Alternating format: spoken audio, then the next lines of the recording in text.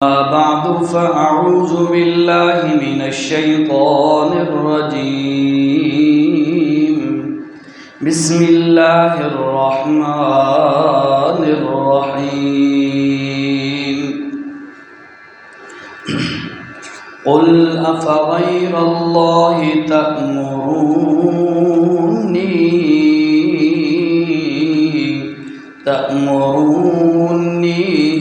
أعبد أيها الجاهلون ولقد أوحي إليك وإلى الذين من قبلك لئن أشركت ليحبطن عملك ولتكونن من الخاسرين بل الله فاعبد وكن من الشاكرين صدق اللہ العظیم۔ درود شریف پڑھتے ہیں اللہم صلی اللہ علیہ وسلم۔ ایک سلیم العقل بندہ، سلیم الفطرت بندہ، وہ اس بات کی خواہش اور تمنا رکھتا ہے کہ میرے لیے کوئی ایسی ذات ہونی چاہیے جس کے سامنے میں اپنا سر جھکاؤں، اور میرے لیے ایسی ذات ہونی چاہیے جس کے سامنے اپنا دکھڑا اور اپنی ضروریات سامنے رکھوں اس کے۔ ایک نمبر دو، سلیم الفطرت بندہ، عقل مند بندہ، اچھے مزاج والا بندہ، وہ یہ چاہتا ہے کہ میرا کوئی رہبر اور لیڈر ہونا چاہیے جس کی اقتداء کروں، جس کے پیچھے میں چلوں اور میں کسی نہ کسی منزل تک پہنچ جاؤں۔ نمبر تین، ایک سلیم الفطرت بندہ، عقل مند بندہ، وہ یہ چاہتا ہے کہ میری زندگی بااصول ہو، بہترین ایک نظام ہو میری زندگی کا، نہیں بھئی ایک دن اور، دوسرے دن اور، چوتھے دن اور، ہفتے بعد اور، کھچڑی مچی ہوئی نہیں ہونی چاہیے، میری ایک بااصول زندگی ہو۔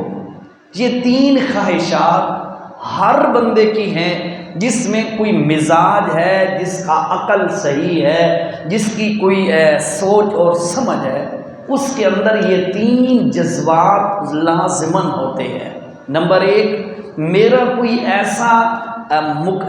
ایسا معبود ہونا چاہیے جس کے سامنے میں سر جھکاؤں، میرا کوئی ایسا رہبر ہونا چاہیے جس کا میں رکن بنوں اور اس کی اقتداء کروں، میرے لیے کوئی ایسا اصول زندگی گزارنے کا ہونا چاہیے کہ اس کے مطابق اگر میں زندگی گزاروں تو میری زندگی خوبصورت بن جائے۔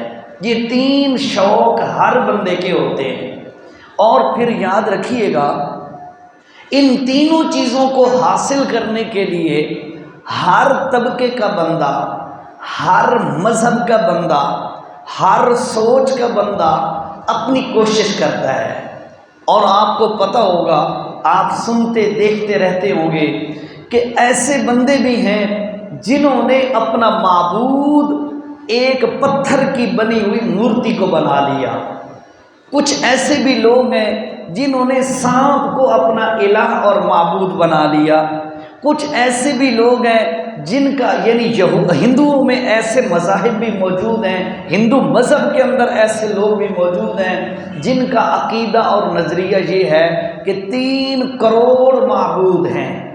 اور بھائیو یاد رکھیے گا، کچھ ایسے بھی لوگ موجود ہیں انہوں نے اپنی ذہن کے مطابق، سوچ کے مطابق وہ یہ سمجھا کہ سیدنا عیسیٰ علیہ السلام ہمارے معبود ہیں۔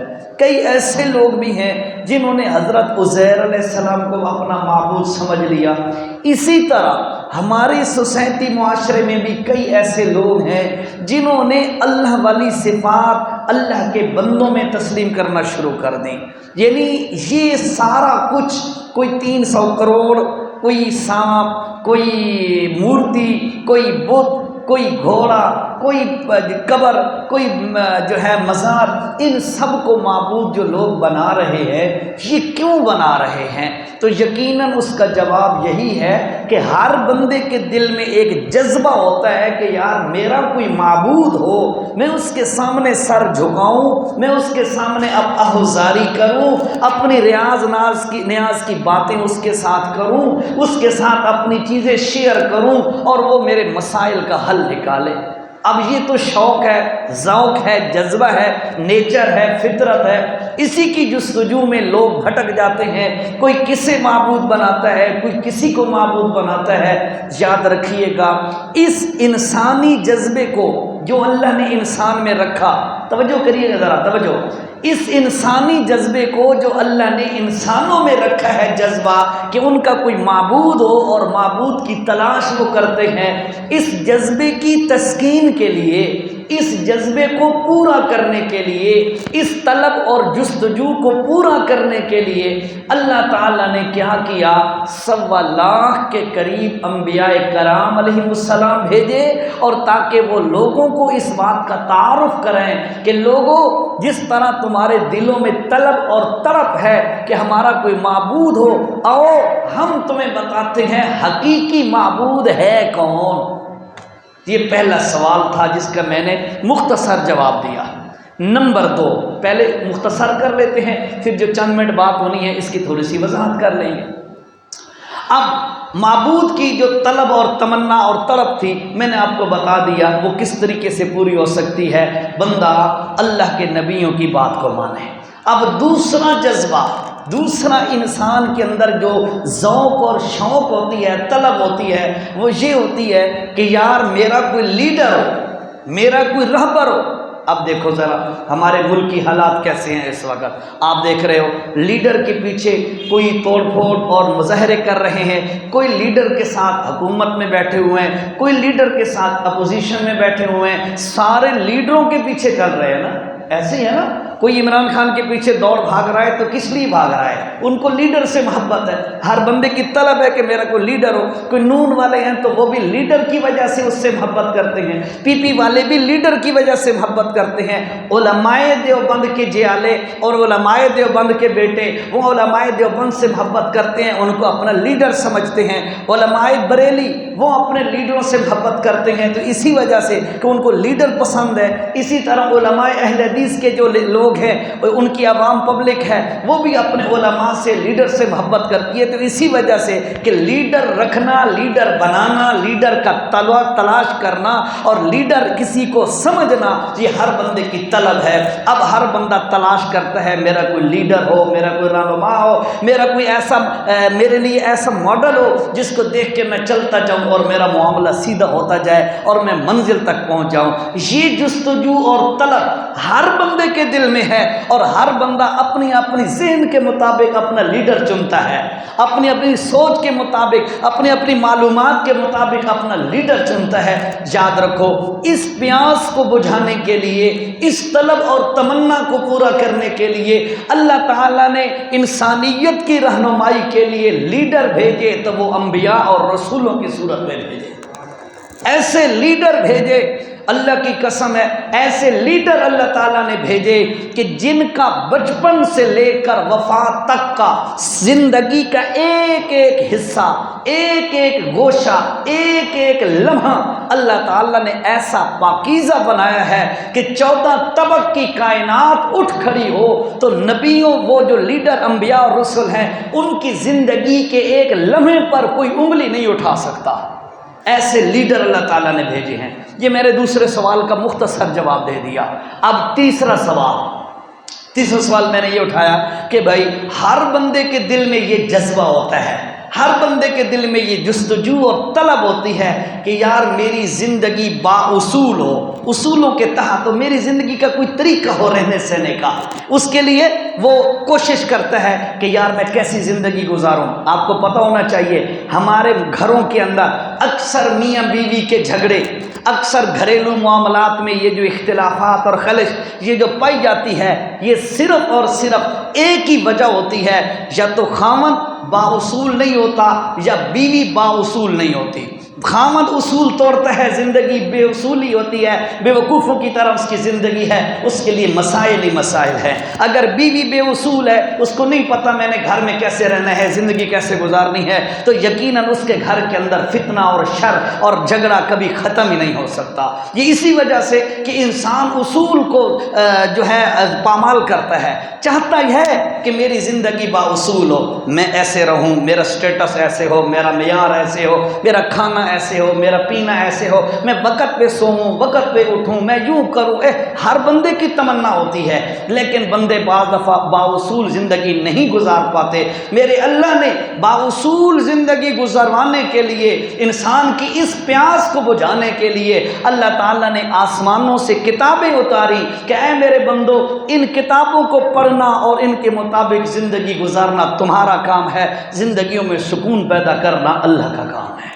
پچھلی امتوں میں اپنی اپنی کتابیں آئیں، آخری امت میں یہ کتاب آئی۔ بس یہ کتاب اصول ہے، یہ گائیڈ بک ہے، اس کے مطابق اگر کوئی زندگی گزارے گا تو یاد رکھیے گا بڑی بااصول اور باوقار اور بارونق زندگی ہوگی۔ صحابہ کو دیکھ لو۔ اب ان تینوں کے میں نے مختصر آپ کے سامنے خلاصہ رکھ دیا، اب تھوڑی سی اس کی تشریح کرتے ہیں، پھر انشاءاللہ دعا کریں گے۔ اللہ اکبر۔ پہلا سوال دوبارہ ریپیٹ کر رہا ہوں وضاحت کے لیے، بھائی ہر بندہ یہ چاہتا ہے کہ میرا کوئی نہ کوئی معبود ہو جس کے سامنے میں سر ٹیکوں، جس کے سامنے میں عاجزی کروں، میں جھکوں۔ یاد رکھو، عاجزی کرنا، جھکنا، یہ ہر بندے کی تمنا ہے۔ اسی خواہش کو پورا کرنے کے لیے کوئی بت کے سامنے جھکتا ہے، کوئی جھنڈی کے سامنے جھکتا ہے، کوئی گھوڑے کے سامنے جھکتا ہے، کوئی گائے کے سامنے جھکتا ہے، کوئی قبر کے سامنے جھکتا ہے، کوئی جھوٹے مرشدوں کے سامنے جھکتا ہے، کوئی کیا کرتا ہے۔ اللہ تعالیٰ نے اس مسئلے کے حل کے لیے نبیوں کو بھیج کر مسئلہ سمجھا دیا کہ لوگوں، تمہارا معبود صرف اللہ ہے، اسی کے سامنے جھکو۔ اب دیکھو ذرا، میں لمبی تفصیل میں نہیں، ہلکا سا اشارہ آپ کو کرتا ہوں جی۔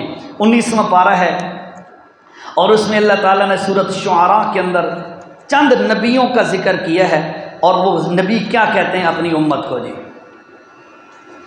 اعوذ باللہ من الشیطان الرجیم۔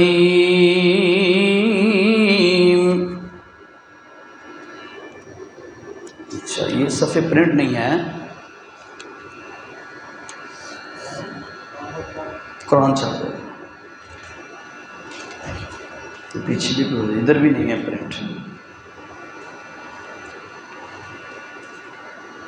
یہ جس کمپنی کا ہے نا اسے کلیم کیا جائے، پاک کمپنی والوں کو یہ واپس کیا جائے، وہ اس کا حل نکالیں گے، ایسا تو گناہ ہے۔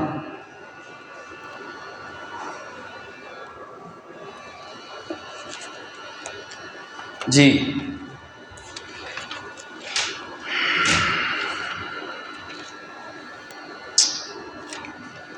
جی، فرمایا کذبت قوم نوح المرسلین، او لوگو، حضرت نوح علیہ السلام کو ان کی قوم والوں نے جھٹلا دیا۔ اذ قال لهم اخوهم نوح لا تتقون، حضرت نوح علیہ السلام نے اپنی قوم والوں سے کہا اللہ سے ڈرو، اللہ سے ڈرو اور میری بات مان لو، سنو، انی لکم رسول امین، میں اللہ کی طرف سے تمہارے لیے رسول بنا کر بھیجا گیا ہوں اور امانت دار ہوں۔ فاتقوا اللہ،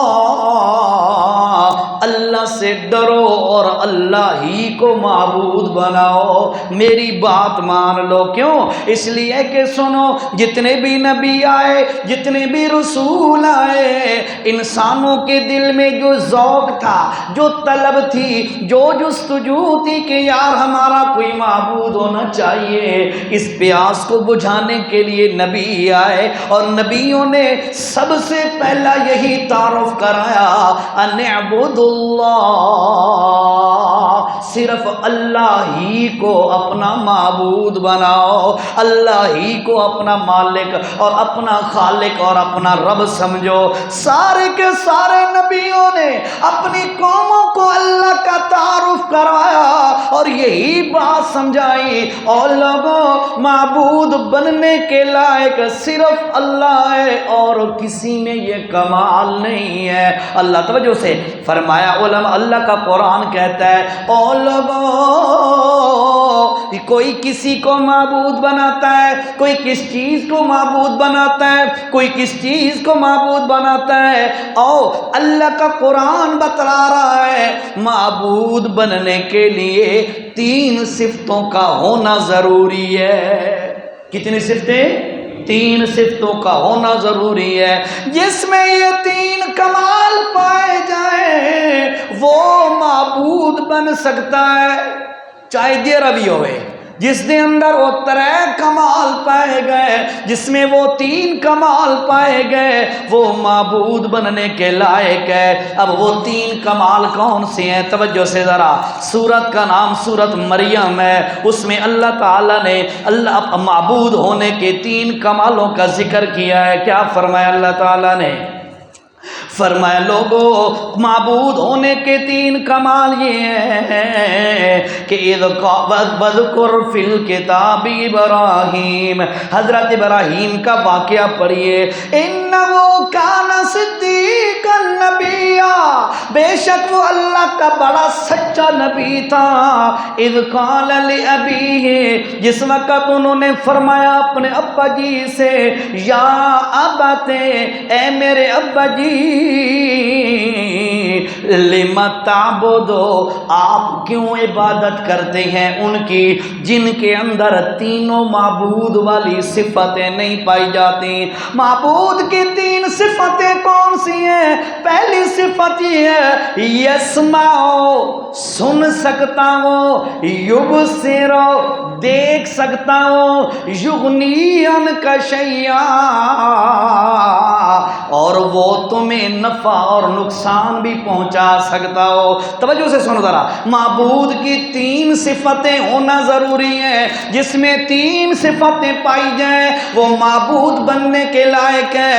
فرمایا پہلی صفت یسمعو، ہر ایک کی ہر وقت ہر جگہ سے ہر انداز سے سننے کی جو بھی فرد، جو بھی شخص، جو بھی ذات جن ان ہر جگہ سے سننے کی صلاحیت رکھتی ہو وہ معبود بننے کی پہلی صفت اس میں پائی جاتی ہے۔ اور یاد رکھو توجہ سے، کوئی بندہ کہے جی فلاں قبر والا یا فلاں بت یا فلاں گھوڑا یا فلاں گائے یا فلاں مورتی، اس میں یہ صفت موجود ہے کہ وہ قریب اور دور سے ہر کسی کی ہر انداز سے سن سکتا ہے، اللہ کی قسم ہے اس سے بڑا جھوٹ کوئی نہیں ہے۔ کیوں؟ اس لیے کہ یاد رکھو یہ کمال کی صفت، یہ اعلیٰ درجے کی صفت ہر کسی کی ہر جگہ سے ہر انداز سے ہر وقت سننے کی صفت یہ صرف تمہارے اللہ کی ہے اور کسی کی نہیں ہے۔ اس لیے یاد رکھو یہ پہلی صفت اتم درجے کی اور کامل درجے کی اللہ میں موجود ہے، اس لیے معبود ہونے کی پہلی صفت اللہ میں موجود ہے۔ ہاں یاد رکھو، ہمیں چاہیے کہ ہمارا کوئی معبود ہو۔ اب دیکھو یار، کوئی گھوڑے کو پوجے تو یقیناً اس میں یہ صفت نہیں ہے صفت اس میں نہیں ہے نا۔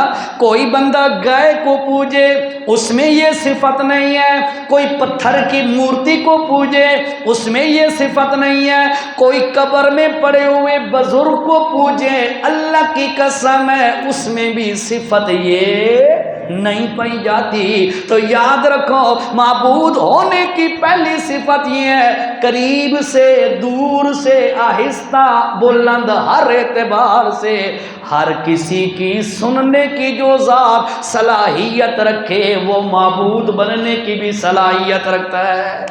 1 نمبر 2 لا یبصرو، اور لوگوں دوسری صفت معبود کی، معبود کون بن سکتا ہے اس میں 3 صفات ہونا ضروری ہے۔ پہلی صفت ہر ایک کی ہر جگہ سے ہر اعتبار سے سننے کی صلاحیت۔ نمبر 2 فرمایا یبصرو، اپنے سوالی، توجہ سے، سوالی مانگت پینا سائل ریکویسٹر کوئی بھی ہے، وہ جو آیا کھڑا ہے اس کے حالات کو دیکھتا بھی ہو اس کے حالات کو، یہ کمال اللہ کی قسم ہے صرف اللہ میں پایا جاتا ہے اور کسی مخلوق میں نہیں ہے۔ سن لو، ہر بندے کے حالات سے واقف اللہ ہے۔ ایک بندہ جا کے کھڑا ہو جائے، اور جیسے نا میں پہلے ایک مزاحیہ بات ہے، سنو تو پھر انشاءاللہ بات سمجھ آ جائے گی۔ مولانا اشرف علی تھانوی صاحب رحمہ اللہ کے پاس ایک بندہ آیا، حضرت دعا کرو اللہ مینوں اولاد دے۔ حضرت صاحب نے دعا کر دی، کچھ عرصہ گزرا، پھر آیا، کہتے حضرت دعا کرو اللہ مینوں اولاد دے۔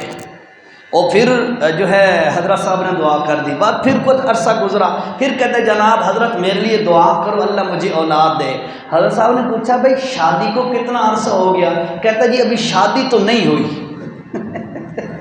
ٹھیک ہے، اب یہ سائل کھڑا ہے، کہتا ہے میرے لیے دعا کرو۔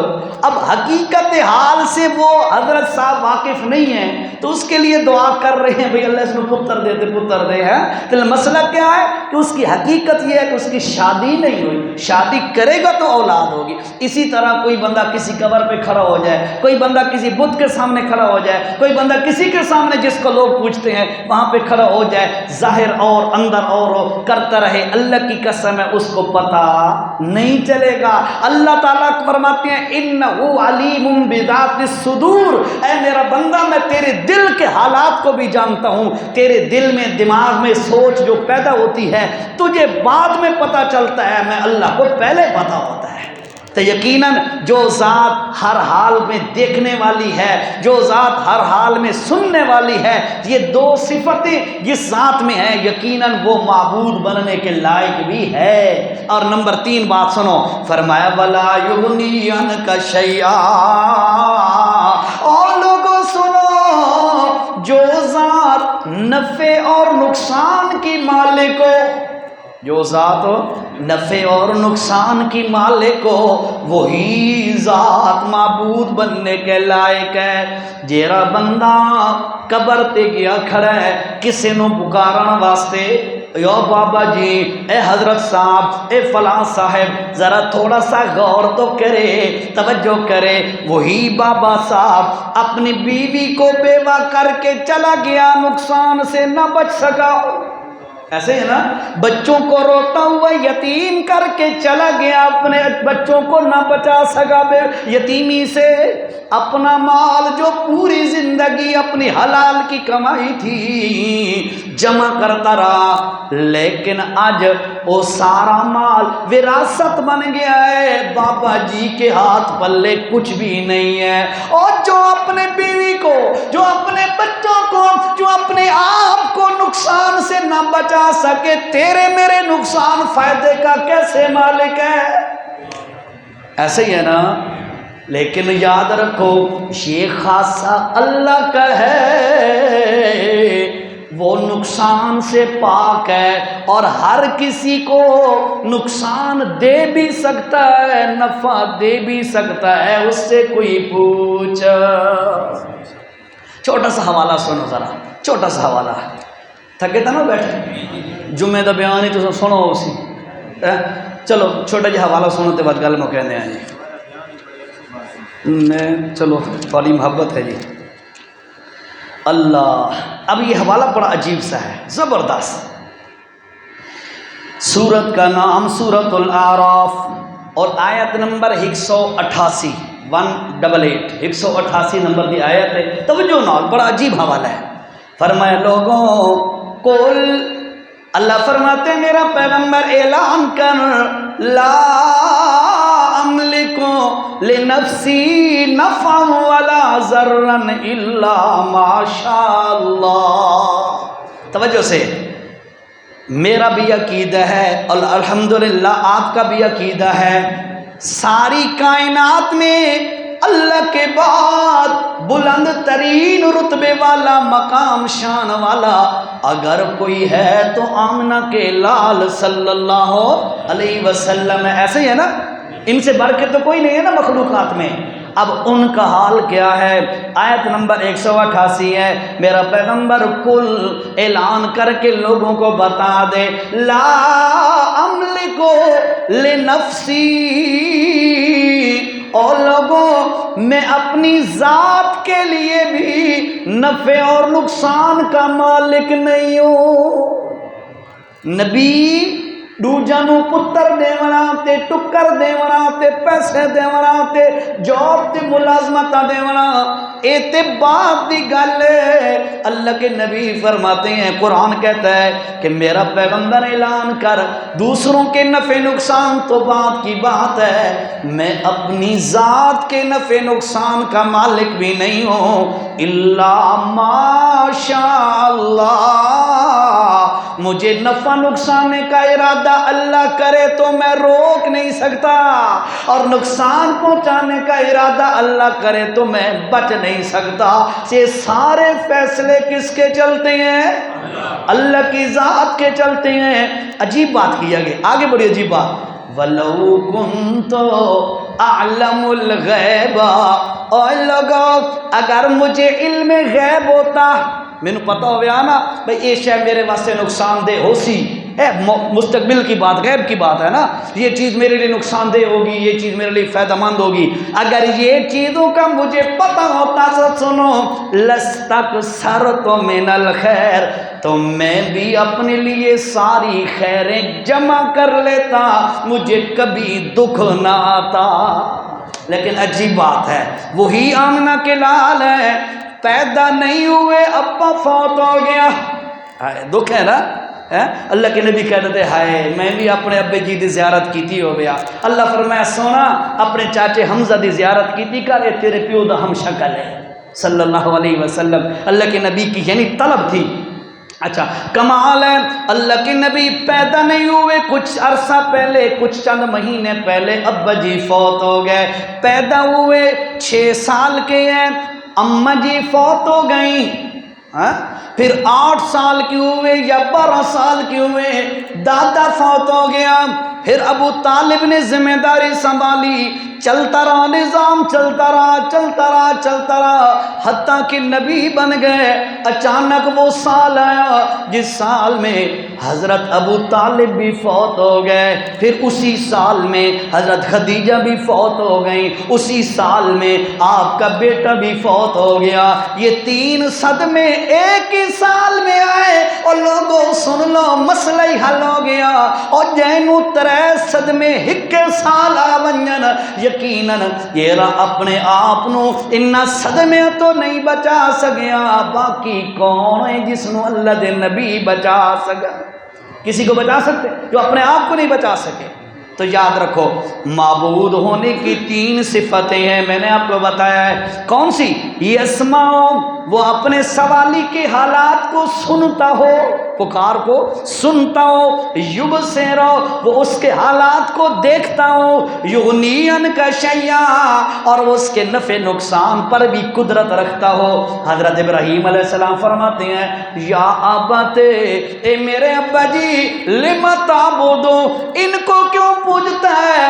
ما لا یسمعو، معبود ہونے کی پہلی صفت ہی ان میں نہیں ہے، ایتا سن دے کوئی نہیں، پہلی صفت ہی کوئی نہیں، تو معبود کیوں بنا لیا؟ عبادت کیوں؟ لا یبصر، دیکھتی کوئی نہیں ہے، ولا یغنی عنک شیئا، نفع نقصان کے مالک ہی کوئی نہیں ہے۔ اس لیے یاد رکھو، پہلے سوال کا جواب میں نے کچھ وضاحت کے ساتھ دے دیا، کیا ہر بندے کی تمنا ہوتی ہے یار میرا کوئی معبود ہو، میرا کوئی ایسی ذات ہو جس کے سامنے سر ٹیکوں، جس کو اپنا ملجا اور ماوا سمجھوں، جس کے سامنے اپنی ضروریات رکھوں اور وہ میری ضروریات پوری کریں۔ اسی الہ اور معبود کی جستجو اور تلاش میں لوگ اپنی عقل کے گھوڑے دوڑاتے ہیں۔ اس پیاس کو بجھانے کے لیے اللہ نے نبیوں کا سلسلہ چلایا،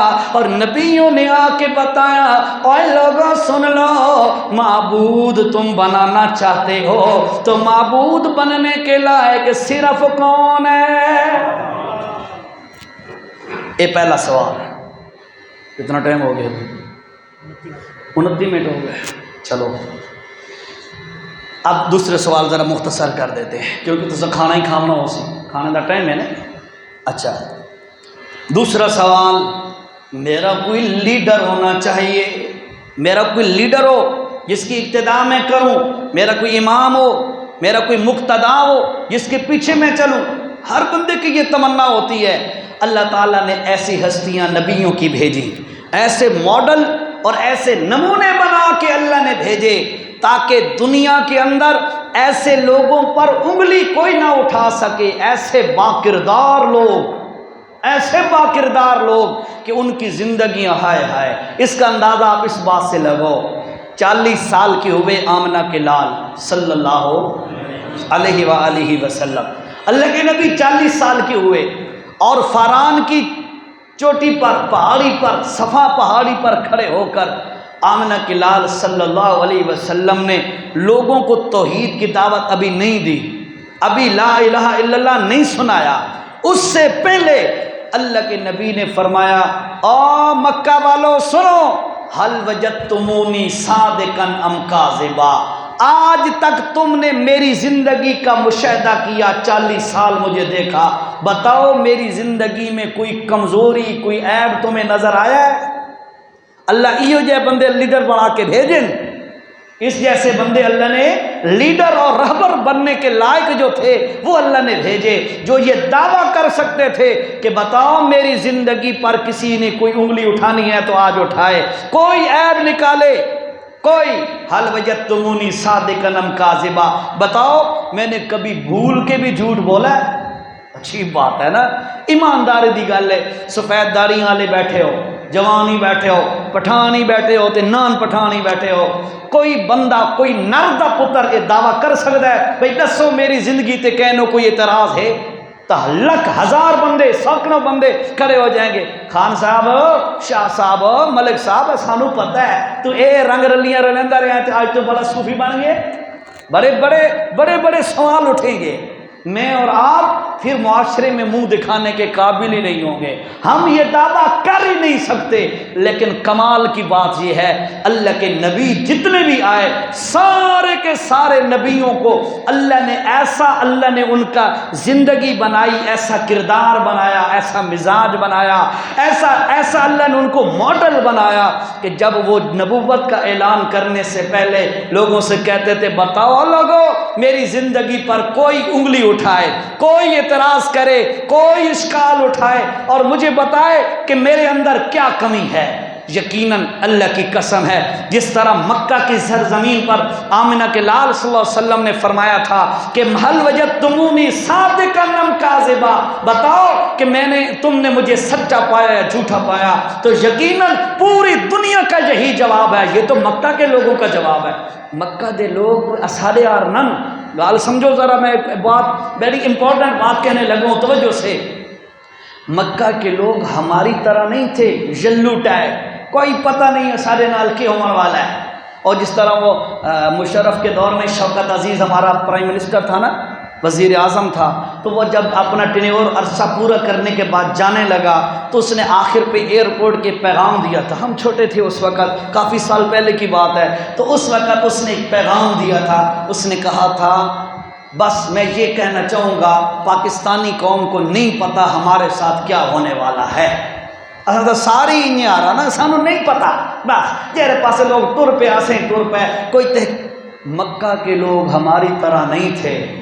مکہ کے لوگ ہماری طرح نہیں تھے. ایک چھوٹی جی مثال تو انہوں سنوے نا، چھوٹی جی تو انہوں سمجھ آوے سی او بندے کتنے سمجھدار ہیں، کتنے سمجھدار ہیں. ٹھیک ہے، ایک عرب جا رہا تھا، عرب راستے میں تو سفر کرتا ہوا، پیدل کے سفر ہوا کرتے تھے، جا رہا تھا راستے میں ایک بندہ آتا ہوا ملا. تو آتا ہوا ملا تو اس نے کہا یار میرا اونٹ بھاگ گیا ہے، میرا اونٹ بھاگ گیا ہے، ڈٹھا تو نہیں تھا. اس نے کہا یار اے دسا تیرا اونٹ نا، اس نے کہا میرا اونٹ پھٹ گیا ہے، گم ہو گیا ہے، آپ نے دیکھا تو نہیں؟ اس نے کہا تیرا اونٹ دوڑا ہوا آ رہا تھا؟ اس نے کہا ہاں نسا بتا گی، دوڑ کے آ رہا تھا. اچھا یہ بتا تیرا اونٹ ایک آنکھ سے کانا تھا؟ اس نے کہا ہاں ایک آنکھ سے کانا تھا۔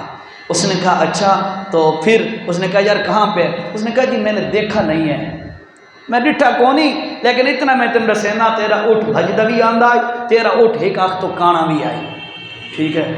اس نے کہا یار تو نے میرا اونٹ دیکھا ہے تو مجھے بتاتا۔ اس نے کہا بھائی میں نے نہیں دیکھا۔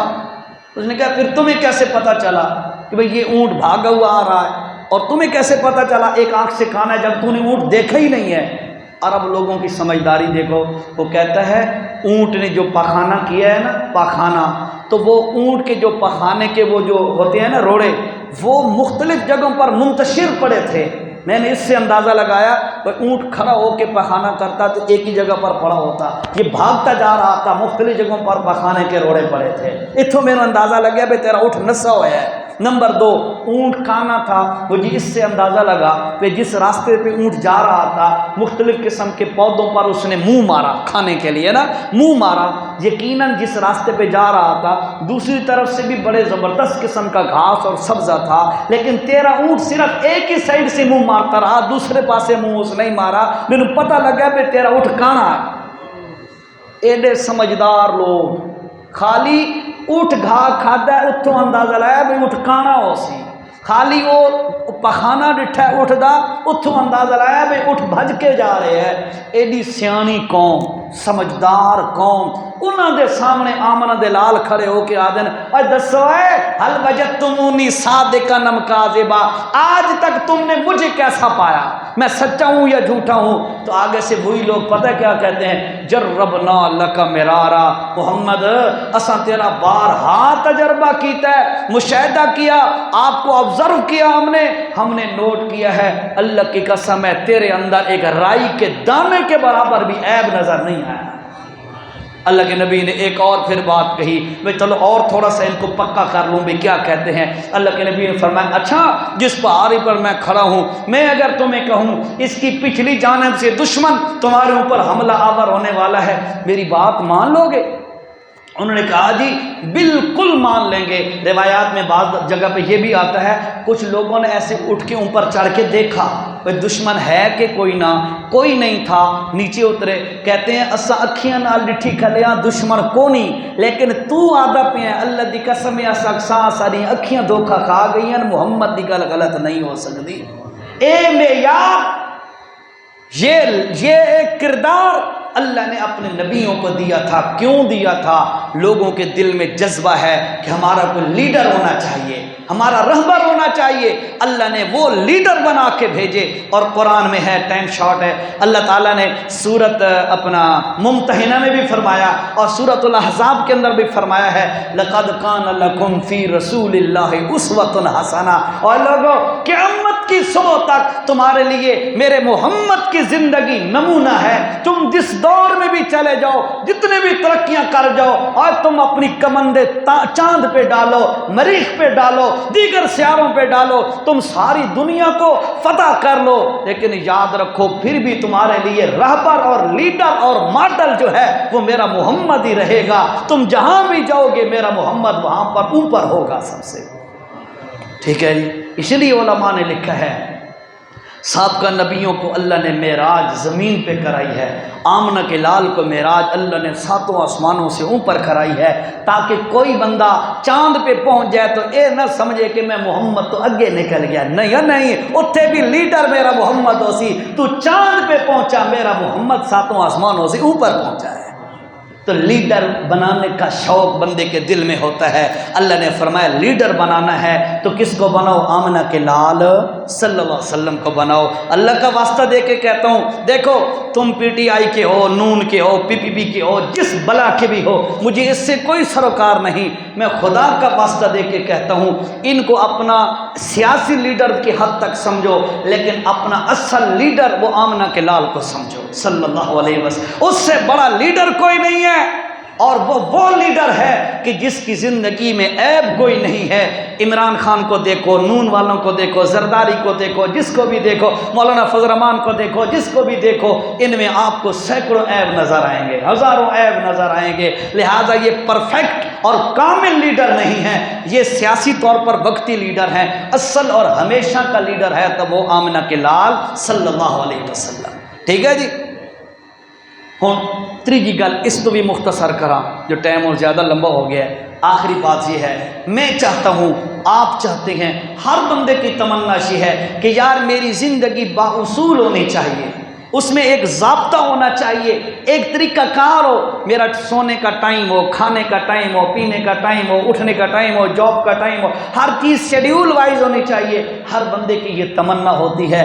اللہ کی قسم ہے، یاد رکھو، اس زندگی کو باقاعدہ اور ضابطے والی بنانے کے لیے اللہ تعالیٰ نے یہ قرآن بھیجا ہے.